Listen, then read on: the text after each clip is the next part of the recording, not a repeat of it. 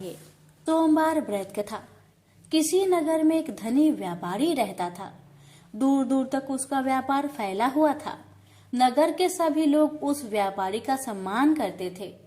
इतना सब कुछ संपन्न होने के बाद भी वह व्यापारी बहुत दुखी था, क्योंकि उसका कोई पुत्र नहीं था, जिस कारण अपने मृत्यु के पश्चात व्यापार के उत्तराधिकारी की चिंता उसे हमेशा सताती रहती थी। पुत्र प्राप्ति की इच्छा से व्यापारी प्रत्येक सोमवार भगवान शिव का व्रत पूजा किया करता था और शाम के समय शिव मंदिर में जाकर शिव जी के सामने घी का दीपक जलाया करता था। उसकी भक्ति देखकर माँ पार्वती प्रसन्न हो गई और भगवान शिव से उस व्यापारी की मनोकामना पूर्ण करने का निवेदन किया। भगवान शिव बोले, इस संसार में सबको उसके कर्म के अनुसार फल की प्राप्ति होती है। जो प्राणी जैसा कर्म करते हैं उन्हें वैसा ही फल प्राप्त होता है। शिव जी द्वारा समझाने के बावजूद माँ पार्वती नहीं मानी और उस व्यापारी की मनोकामना पूर्ति हेतु वे शिव जी से बार बार अनुरोध करती रही। अंततः माता के आग्रह को देखकर भगवान भोलेनाथ को उस व्यापारी को पुत्र प्राप्ति का वरदान देना पड़ा।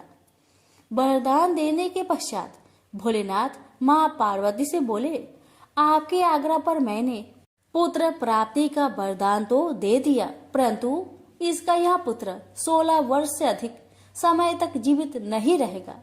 उसी रात भगवान शिव उस व्यापारी के स्वप्न में आए और उसे पुत्र प्राप्ति का वरदान दिया और उसके पुत्र की 16 वर्ष तक जीवित रहने की भी बात बताई।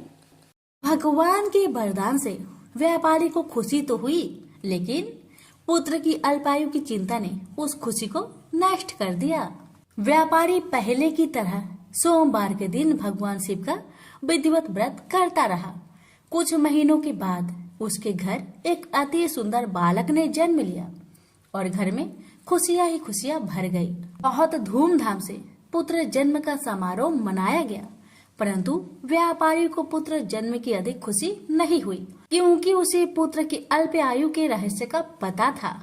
जब पुत्र 12 वर्ष का हुआ तो व्यापारी ने उसे उसके मामा के साथ पढ़ने के लिए बनारसी भेज दिया।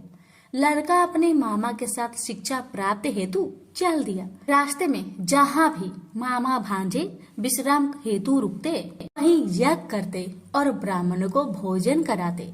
लंबी यात्रा के बाद मामा भांजे एक नगर में पहुँचे। उस दिन नगर के राजा की कन्या का विवाह था, जिस कारण पूरे नगर को सजाया गया था। निश्चित समय पर बारात आ गई, लेकिन वर का पिता अपने बेटे के एक आंख से काने होने के कारण बहुत चिंतित था। उसे भय था कि इस बात का पता चलने पर कहीं राजा विवाह से इनकार न कर दे, इससे उसकी बदनामी भी होगी।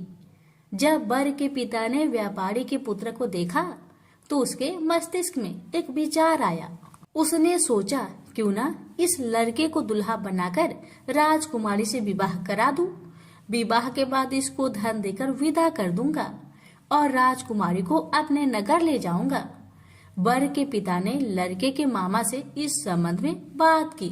मामा ने धन मिलने की लालच में वर के पिता की बात को स्वीकार कर ली।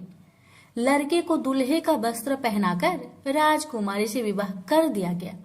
राजा ने बहुत सारा धन देकर राजकुमारी को विदा किया। शादी के बाद लड़का जब राजकुमारी के साथ लौट रहा था तो वह सच नहीं छिपा सका और उसने राजकुमारी की ओढ़नी पर लिख दिया, राजकुमारी, तुम्हारा विवाह मेरे साथ हुआ था।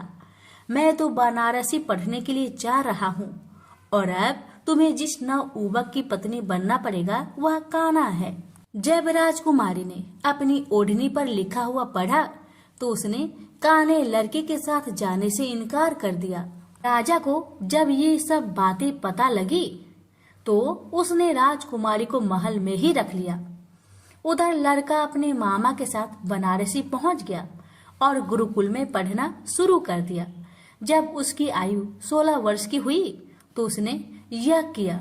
यज्ञ की समाप्ति पर ब्राह्मणों को भोजन करवाया और खूब अन्य वस्त्र दान किए। रात को वह अपने शयन कक्ष में सो गया। शिव के वरदान के अनुसार शयन अवस्था में ही उसके प्राण पेखरू उड़ गए। सूर्योदय पर मामा मृत भांजे को देखकर रोने पिटने लगा। आसपास के लोग भी एकत्र होकर दुख प्रकट करने लगे।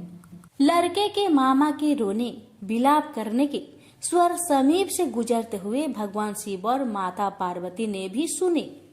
माता पार्वती ने भगवान से कहा, प्राणनाथ, मुझे इसके रोने का स्वर सहन नहीं हो रहे, आप इस व्यक्ति के कष्ट को अवश्य दूर करें।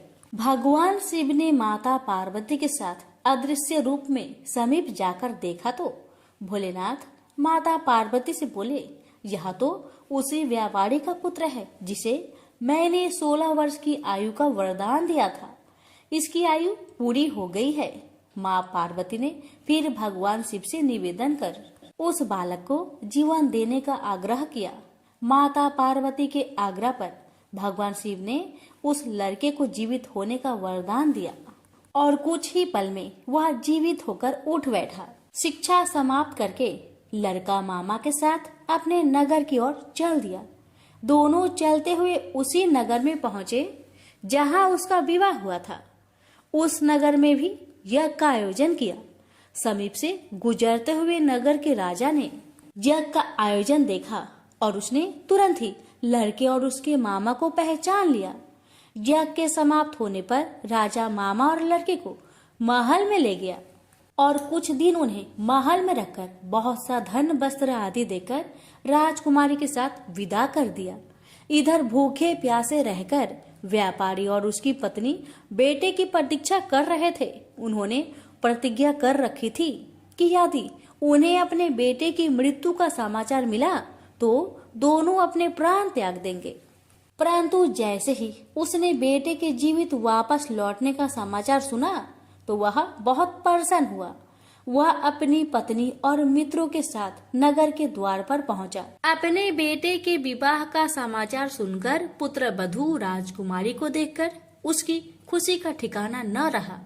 उसी रात भगवान शिव ने व्यापारी को सपने में आकर कहा, हे श्रेष्ठी, मैंने तेरे सोमवार व्रत करने और व्रत कथा सुनने से प्रसन्न होकर तेरे पुत्र को लंबी आयु प्रदान की है। पुत्र की लंबी आयु जानकर व्यापारी बहुत प्रसन्न हुआ।